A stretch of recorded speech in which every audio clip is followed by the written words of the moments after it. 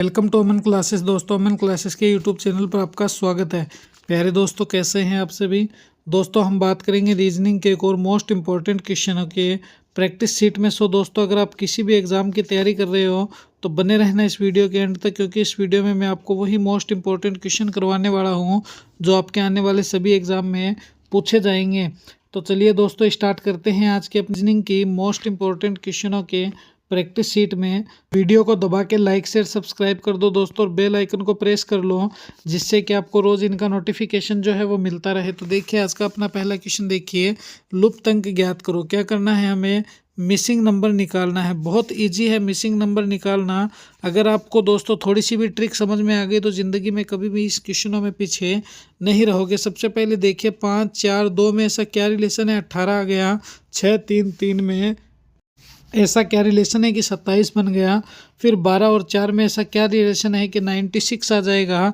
तो सबसे पहले समझना कि अगर तुम दोस्तों यहाँ पर 5 + 4 + 2 करो तो 5 4 9 और 2 कितने हुए? 11 हुए। 18 तो नहीं हुए, तो ये तो नहीं हो सकता। सबसे पहले उसके बाद तुम यहाँ पर देखो कि 5 है, इसको 2 से 4 से मल्टीप्लाई करो, -2 करो तो 5 चौक 20 -2 18 हो गए। बिल्कुल सर, हो गए। इसी तरह 6 को 3 से मल्टीप्लाई करो और दोस्तों -3 करो तो 36 18 और -3 कितने हुए? तो सर 15 हुए। 27 तो नहीं हुए, तो ऐसे तो नहीं होगा, ये तो मामला गड़बड़ा गया। फिर तुम क्या कर सकते हो? तो देखिए, मैं आपको इजी वे में बताता हूँ कैसे होगा ये। सबसे पहले देखिए, 5 + 4 करो, कितने हुए? 9 9 को 2 से मल्टीप्लाई करो, कितने हुए? तो सर 9 × 2 कितने हुए? सर 18 हुए। 18 है क्या? बिल्कुल है। 6 + 3 करो, 6 और 3 कितने हुए? 9 9 को 3 से मल्टीप्लाई करो, कितने हुए? सर 27 हुए। तो 9 × 3 कितने होते हैं? तो 9 × 3 सर 27 होते हैं। 27 भी दिए हुए हैं क्या? बिल्कुल सर, 27 भी दिए हुए हैं। इसी प्रकार तुम 12 + 4 करो दोस्तों, कितने हुए? तो सर 12 + 4 16 हुए। तो इसको फिर कितने से मल्टीप्लाई करें 16 को, कि अपना 96 आ जाए। तो जब तुम 16 को दोस्तों 6 से मल्टीप्लाई करोगे तो 16 × 6 करोगे तो 16 6 96 आ जाएंगे।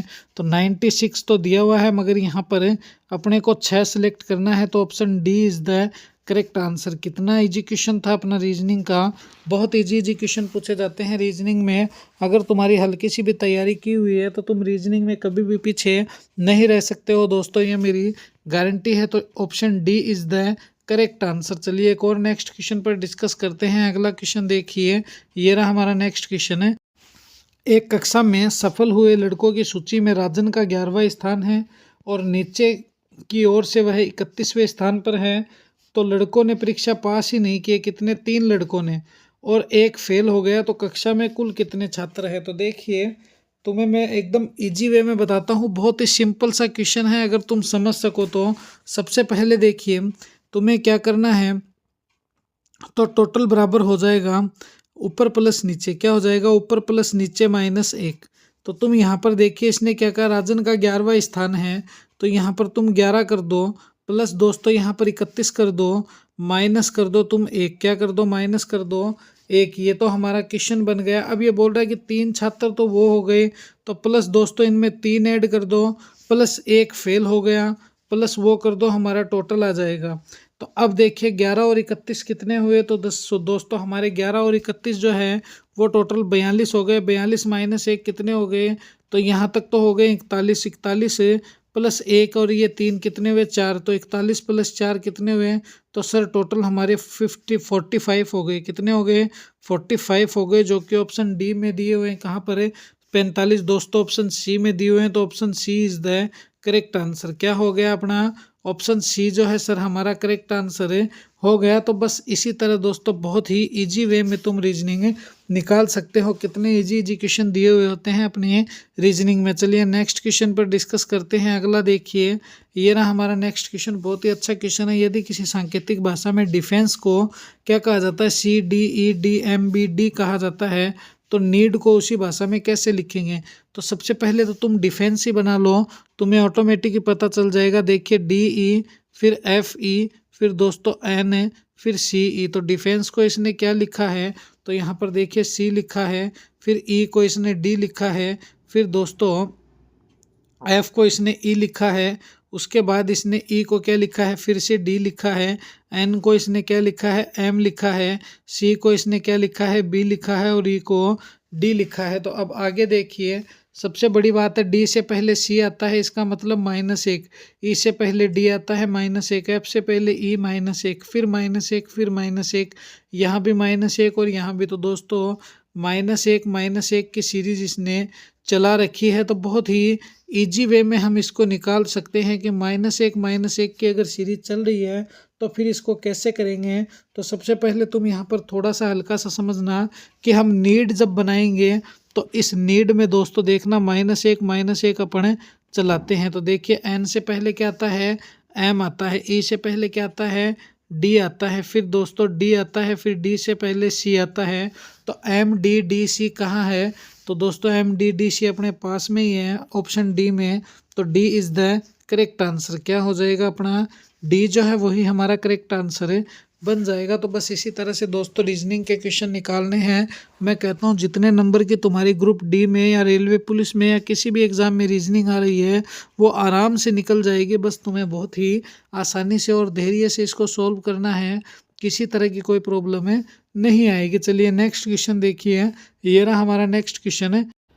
देखिए इस क्वेश्चन को दिए गए समूह में बेमेल आकृति को छांटिए। मतलब कि दोस्तों जो अलग आकृति है उस अलग आकृति को छांटकर बताओ कि इसमें से अलग आकृति कौन सी है। तो देखिए बेमेल आकृति छांटना है, ए है, बी है, सी है, डी है, कौन सी है अपन को बताना है। तो कैसे बताएंगे, सबसे पहले यहाँ पर देखिए दोस्तों, इस अंदर भी ये 4 कूंट वाला, नीचे भी, यहाँ पर भी गोल, यहाँ पर भी गोल, यहाँ पर दोस्तों त्रिभुज, यहाँ पर त्रिभुज।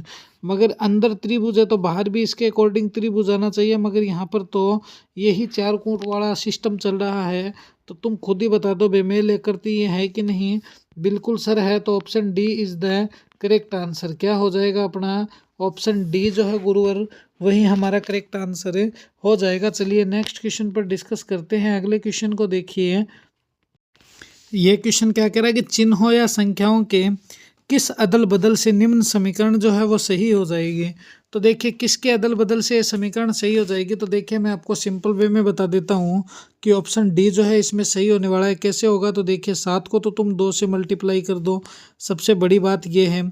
उसके बाद दोस्तों प्लस कर दो 3, फिर प्लस कर दो 4, फिर माइनस कर दो 1, तुम्हारा 20 ऑटोमेटिक निकल कर आ जाएगा। देखिए 14 है, 14 + 3 + 4 - 1 बराबर 20 हो गए। तो 14 और 3 कितने हो गए, तो सर 17 हो गए। 17 और 4 कितने हो गए, सर 21 हो गए। 21 - 1, तो 21 में से -1 करो, कितने आए, तो सर 20 आए। तो ऑप्शन है 20 इज द करेक्ट आंसर। क्या हो जाएगा, यही हमारा करेक्ट आंसर हो जाएगा और ऑप्शन डी हमारा करेक्ट बन गया। तो option D is the correct answer. तो बहुत इजी वे में दोस्तों तुम क्वेश्चनों को निकाल सकते हो। अगर थोड़ी सी तुम्हारी हैबिट मजबूत है रीजनिंग में तो कोई परेशानी इसमें आने वाली नहीं है। चलिए नेक्स्ट क्वेश्चन देखिए, बहुत ही अच्छा क्वेश्चन है। यहाँ से देखिए कि 34 है, फिर 46 है, फिर 58 है, फिर यहाँ पर क्या आएगा वो हमें बताना है। तो सबसे पहले तुम 34 से 46 की तरफ चलिए। 34 और 10 से 44 + 2 46, तो प्लस दोस्तों 12 हो गए। फिर 46 से 58 की तरफ आइए, तो भी दोस्तों 46, 56, 58, तो प्लस 12 हो गए। फिर दोस्तों यहाँ पर चलोगे, नहीं नहीं गलत बात है, यहाँ से तुम आओ। तो यहाँ पर अगर तुम यहाँ पर जो है माइनस अगर तुम 12 करो तो दोस्तों तुम्हारा कितना आया, तो सर 22 आया। कितना आया, 22 आया। 22 में अगर तुम दोस्तों प्लस 12 करो तो 34 आया। तो option C is the correct answer. क्या हो गया हमारा, ऑप्शन सी जो है वही हमारा करेक्ट आंसर है, बन जाएगा। तो option C is the correct answer. चलिए नेक्स्ट क्वेश्चन पर डिस्कस करते हैं। अगला क्वेश्चन देखिए कि प्राचीन है, प्राचीन का अनुपात आधुनिक हो गया, समानुपात हमेशा है, अनुपात क्वेश्चन मार्क हो गया, कभी कभी, नित्य, सदा, कभी नहीं। तो सबसे पहले देखिए जिस तरह से पुराने का नया होता है, क्या है दोस्तों, जिस प्रकार पुराने का नया होता है उसी प्रकार हमेशा का क्या होगा कि कभी नहीं। क्या होगा, कभी नहीं। तो ये लीजिए ऑप्शन डी में कभी नहीं है, तो option D is the correct answer. क्या हो जाएगा अपना, ऑप्शन डी जो है मेरे प्यारे रसगुल्लो करेक्ट आंसर है, बन जाएगा। Option D is the correct answer. चलिए एक और नेक्स्ट क्वेश्चन पर डिस्कस करते हैं। अगला क्वेश्चन देखिए, ये रहा हमारा नेक्स्ट क्वेश्चन। देखिए इसने क्या, ऐसे व्यक्तियों की संख्या कितनी है जो केवल ही गायक है। तो यहाँ पर देखिए ये तो गायक का एरो है, ये स्त्री है, ये प्रबंधक है। तो इसमें से हमें ओनली ऑन गायक ही छांटना है। तो गायक तुम कैसे छांटोगे? तो यहाँ पर देखिए स्त्री वाला मसला ही अलग है, अपने को नहीं चाहिए। प्रबंधक वाला मसला ही अलग है। यहाँ पर देखिए ये जो है 15, ये 15 दोस्तों ओनली गायक ही है। क्या है? ये 15 जो है दोस्तों ये ओनली गायक है। तो option B is the correct answer. ये जो 15 बनेगा दोस्तों, ये 15 अपना ओनली गायक के लिए यूज किया गया है। तो option B is the correct answer. तो दोस्तों बस थोड़ा सा अगर तुम दिमाग लगाओगे, तुम्हारे माइंड का खेल है सारा का सारा। अगर तुम्हारा माइंड सेट हो गया तो तुम्हारे क्वेश्चन भी बहुत ही आसानी से सॉल्व हो जाएंगे। चलिए एक और नेक्स्ट क्वेश्चन पर डिस्कस करते हैं। अगला क्वेश्चन देखिए, ये रहा कि प्रश्न चिन्ह के स्थान पर कौन सी संख्या आएगी? 11:38 हो गया, समानुपात 13 है। तो बस तुम्हें कुछ नहीं करना है, 11 है अनुपात 38 कर दो, फिर दोस्तों समानुपात 13 है अनुपात क्वेश्चन मार्क कर दो। अब क्या लेकर आना है? तो देखिए 11 से 38 चलिए, 11 33, 33 और दोस्तों प्लस कितने कर दो? तो प्लस 5 कर दो, 38 आ गए। तो 13 है, 13 को 3 से मल्टीप्लाई करो, 39, 39 में प्लस 5 करो दोस्तों, कितने आए? सर 44 आए। तो ऑप्शन जो बी है वही हमारा करेक्ट आंसर हो जाएगा। Option B is the correct answer. तो बहुत ही अच्छी और रीजनिंग है दोस्तों। कैसी लग रही है क्लास मुझे कमेंट में ज़रूर बताना। मिलेंगे इसी तरह एक और नेक्स्ट वीडियो में। जय हिंद, जय भारत प्यारे साथियों। वीडियो को दबा के लाइक शेयर सब्सक्राइब कर दो और बेल आइकन को प्रेस कर लो, जिससे कि आपको रोज़ इनका नोटिफिकेशन जो है वो मिलता रहे।